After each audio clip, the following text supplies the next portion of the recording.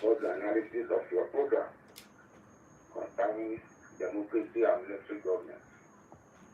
And actually, if we can witness the two governments, we know that civilian government or democratic government is far, far better than military government. Why I say so? The number of employment or the number of people they engage in civilian government is higher than that of military government. All those people who are enjoying the place today, you see a lot in their account without doing anything. You see a governor employing about 100 and something.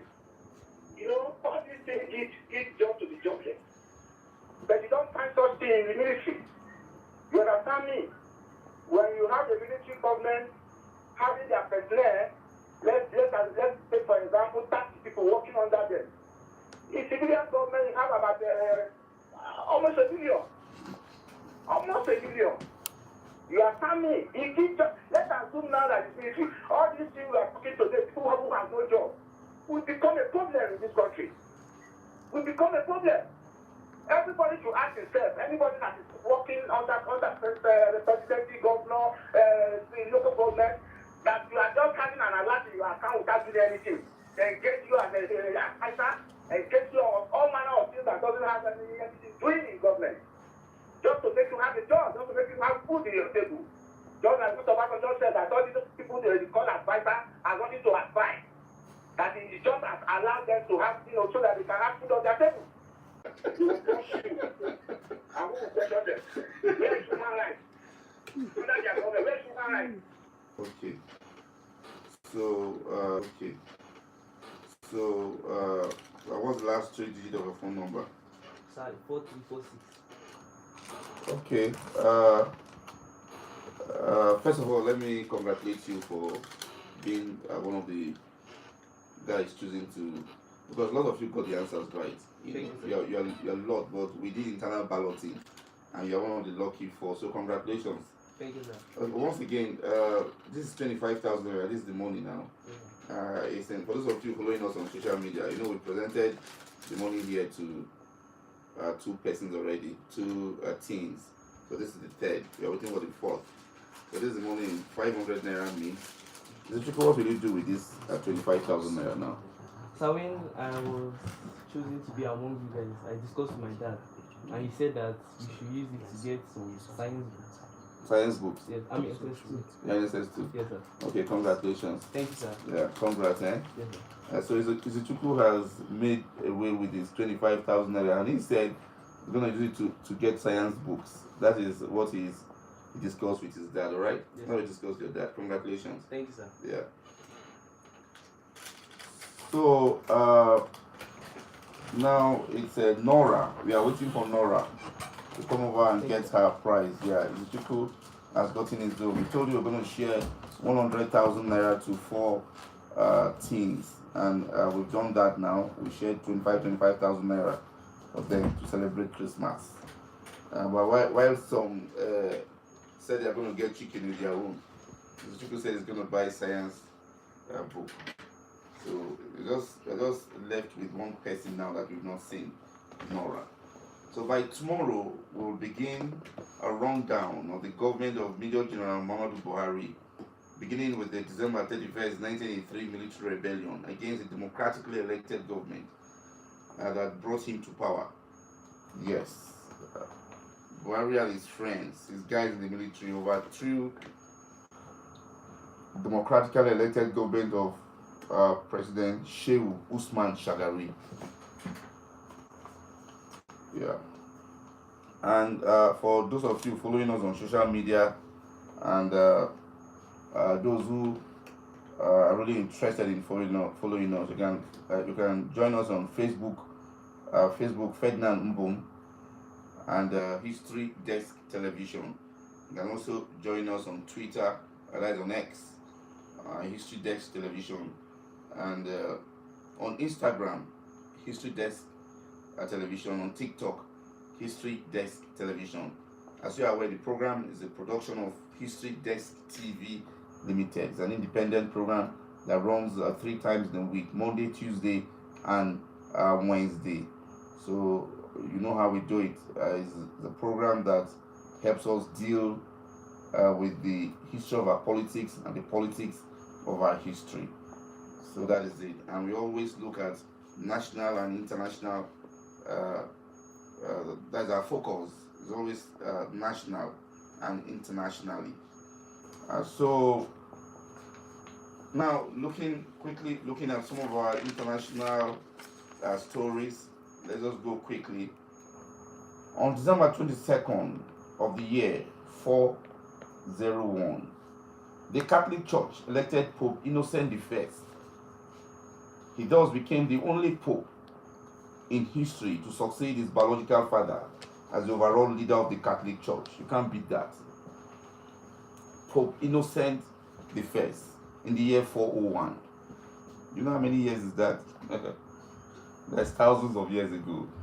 In the year 401, Pope Innocent I was elected the overall leader of the Catholic Church, and to this day is the only pope to have succeeded his biological father as the overall leader of the Catholic Church. Pope Innocent I was also the Bishop of Rome from the year 401 to his death on the 12th of March 417.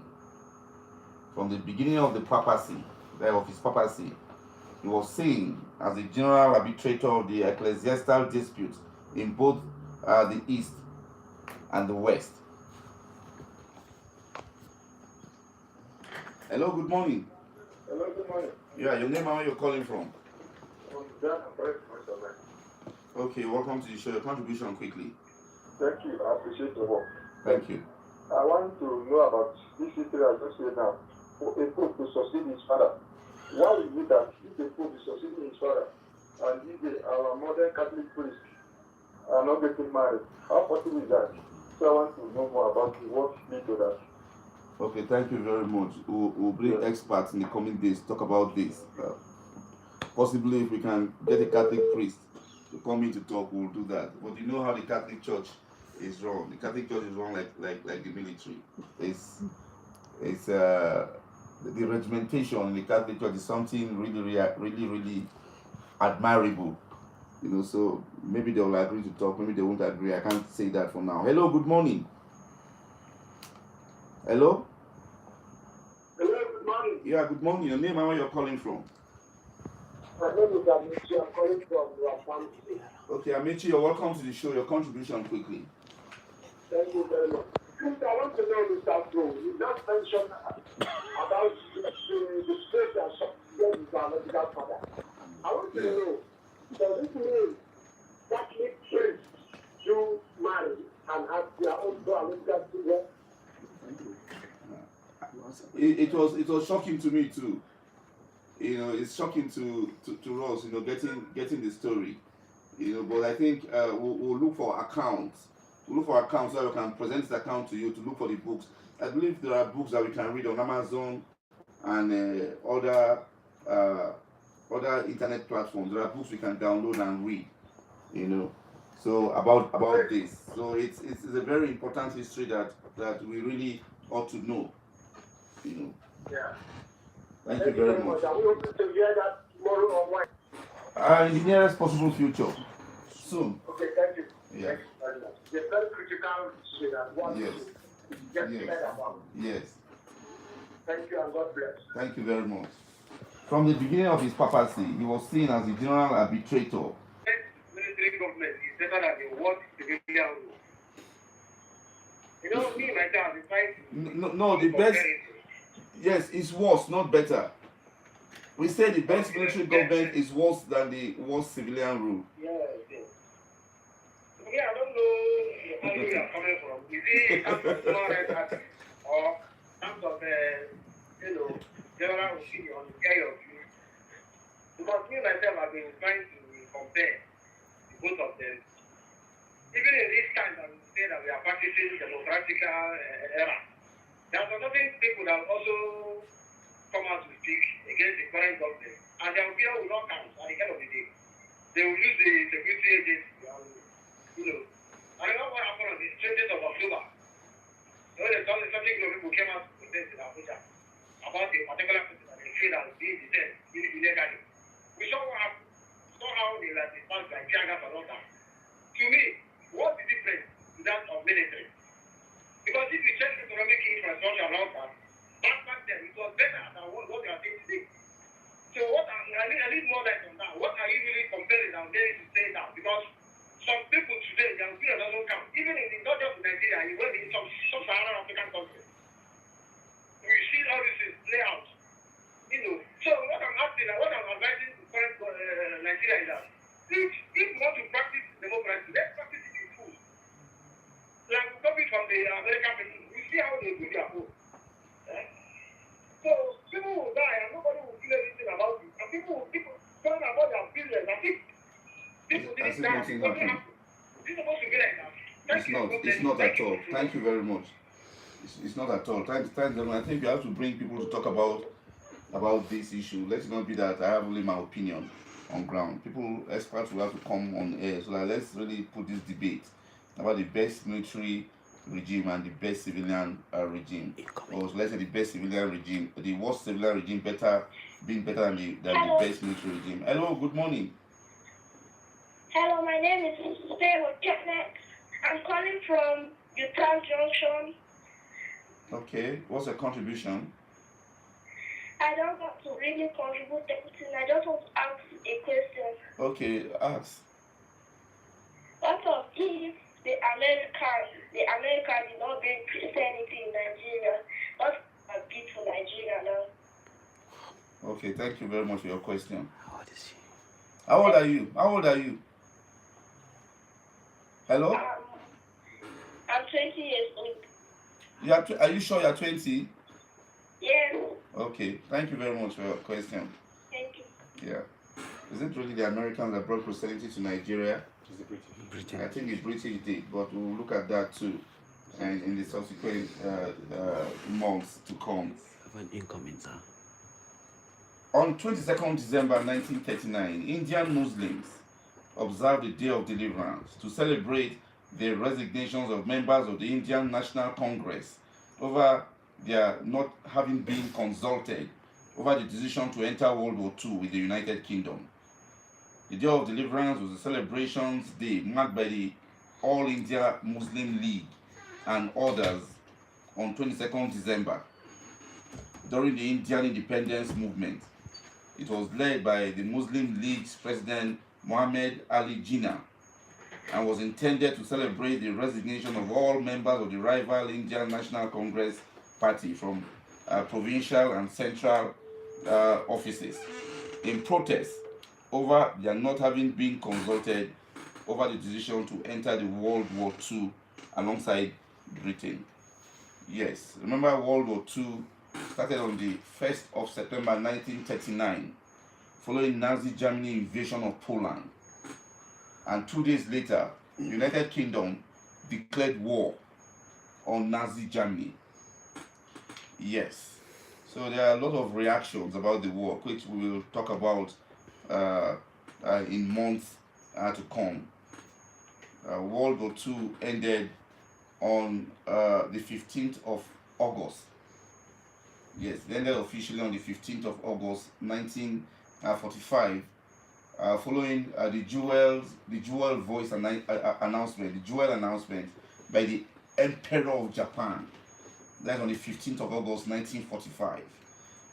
Remember, before then, Japan suffered atomic bomb attacks from the United States on the 6th of 9th of August, respectively, in 1945. Following the dropping of the little boy and the fat man. Yeah, those are the nicknames of the two bombs. The little boy and the fat man. They dropped by United States Air Force on the cities of Hiroshima and Nagasaki on the 6th of August and 9th of August 1945 respectively. This resulted in the death of over 250,000 Japanese instantly. But the painful thing about this war is that women and children were killed mostly. Women and children have the highest casualty rate of World War II. So war is not a good thing at all. About 3% of the world population died in World War II. And to date, it remains the most expensive and deadliest conflict in human history. It's over 100 million lives lost worldwide. So it's not something anybody could pray for. When I hear people talking, we'll go attack them, we'll do this, do that. If it happens, you won't be able to face the consequences. It's not something anybody should. Nobody should pray for war. Nobody must pray for war. It's not a good thing. It's not a good thing. And out of the over 100 million lives that were lost in World War II, 2 countries suffered the highest casualty rate. Just 2 countries, 2 nations. Russia and China.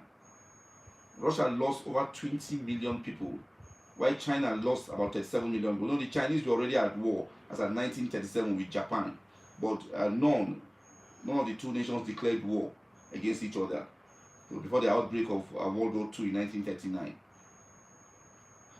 You know, and right now, Russia has decided to invade Ukraine, so that is what the world is dealing with right now.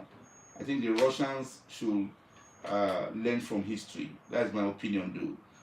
Well, you can still call to make a contribution on the issues we're talking about. If you have a varied contribution you want to make, you can call to make a contribution. The number to call is 08064-136.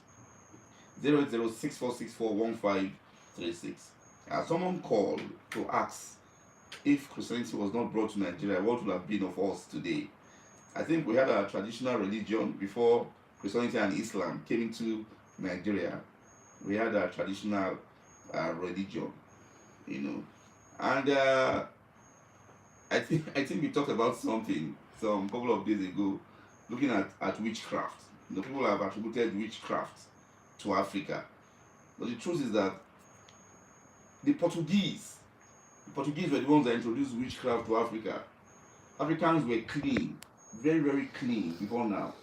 The Portuguese, you should know that Europeans introduced witchcraft to Africa. That is one history we are also going to look at in the coming days. So the number to call 08064641536. This is the number to call. You can call to make your contribution. So those of you following us on social media, on Facebook is Ferdinand Ngum and History Desk Television. Or History Desk TV. Ferdinand Ngum and History Desk TV on Facebook.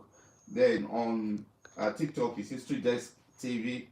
On Instagram, History Desk TV. On X, History Desk TV. Issues in Perspective is a production of History Desk TV Limited. And we told you that the program is open to sponsorship. So if you want to be part of the sponsorship drive, you can call Ayubound 08032851135. The number again 08032851135. We're going on a short break to play the Osama promo. Don't forget, 11th of January, and then the Osama show will take shape at Miss Palace Amusement Park. So we're going on a short break. You just listen to the promo. When we come back, we will be rounding up.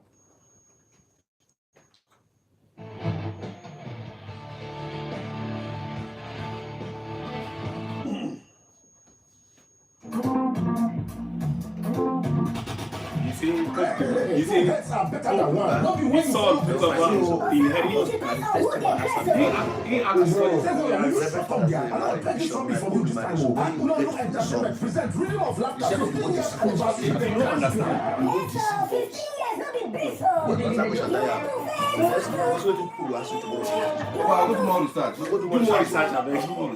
wait till make them look on the money again.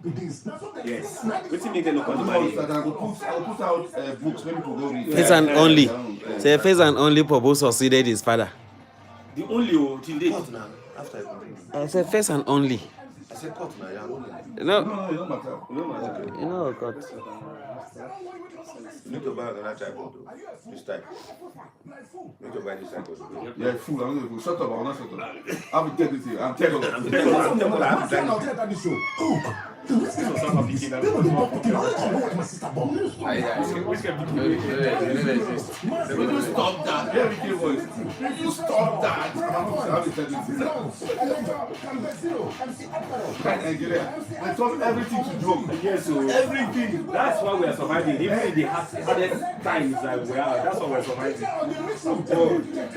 Everything. Serious matter. They turn out to They joke. turn out to joke. This time when Rufa was saying and that minister, Umai, Yes. we call them. Before you know, they don't turn out to joke. Please and do show. Oh God. Nigeria, my country. I did tell you, very interesting country. Kaji, kalan check mana abun nan.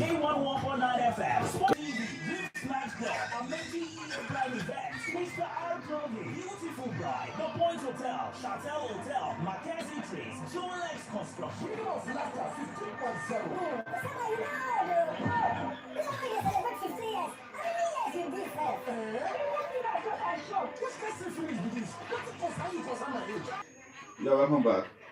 If you just join us, it's Issues in Perspective. That's the program. And we just have a few minutes to go. Tomorrow, we're giving a complete rundown of the coup that brought Major General Muhammadu Buhari to power on the 31st of December 1983. As a matter of fact, the coup took shape that very date. It was the next day, on the 1st of January 1984, that Buhari assumed office. And he made some pronouncements. And he brought in Brigadier General Tunde Jagun as the Chief of Staff Supreme Headquarters. That is the de facto Vice President. People have asked questions, why will you make a Brigadier General your Chief of Staff? People have asked questions, why will you make a Brigadier General your Chief of Staff? While there was a Major General, several Major Generals there. But this has happened before. As a matter of fact, in 1976, when General Murtala Mohammed was assassinated in February of 1976, then Lieutenant Colonel Shehu Yaradua was double promoted to Brigadier General and made the Chief of Staff Supreme Headquarters. That is de facto Vice President as a Brigadier General. And then we had a Lieutenant General who was the Chief of Army Staff, talking about Theophilus Yakubu Danjuma. You know, so it's just like an appointment. Like someone said on social media that a 4-star general was saluting a captain. They're talking about Captain Traore of Burkina Faso. But you should know that being the head of state already, that makes him be above, even if it's a 10-star general, being the head of state. So that is it. So, but later on, Jagun was promoted to a Major General, and he hung that rank until the government was overthrown on the 27th of August 1985 by the Army Chief, the then Army Chief, Major General Ibrahim Babangida, who came on and decided to make himself military president. Well, that's a talk for another day. I know we talked about that some time back, but that's a talk for another day. The most senior member of that group that overthrew the government in 1983, the most senior member of that group was Major General Domkat Bali. He was the most senior member of that group. But, you know, in coups, it's not like that. As a matter of fact, we've heard from several quarters that the original ringleader of that coup was Brigadier General Ibrahim Bako. Interestingly and ironically, or should I say sadly, he was the only casualty of that coup. Because Shehu Shagari's security aides gunned him down on the night of that coup. So he was killed. According to several, we've heard several stories, some are true, some are not true, that he would have been the head of state, but because of he couldn't be the head of state, that Babangida came and presented himself in the Akapos meeting, that since Ibrahim Bako was dead, that he would become the head of state, and the group said no, that let them just take the mantle to him and give to the righteous man himself, Major General Muhammadu Buhari. We don't know how true these stories are, but we have several quarters, and there are several books that you can read to learn about the military between 1983 to 1993. And some of these books will tell you about them. But The one I just told you now, Soldiers of Fortune by Max Solium, between 1983 to 1993. You should read that. And you should also read Honor for Sale by retired Major Dabo Basharum. Honor for Sale. Try and read that book. Yeah. He was the public relations officer to the Chief of Army Staff, Ibrahim Babangida, and also became the public relations officer of the presidency when Babangida became president in 1985. So you can read that book as well. On this note, we are ending the show today. One man has not collected his 25,000 naira.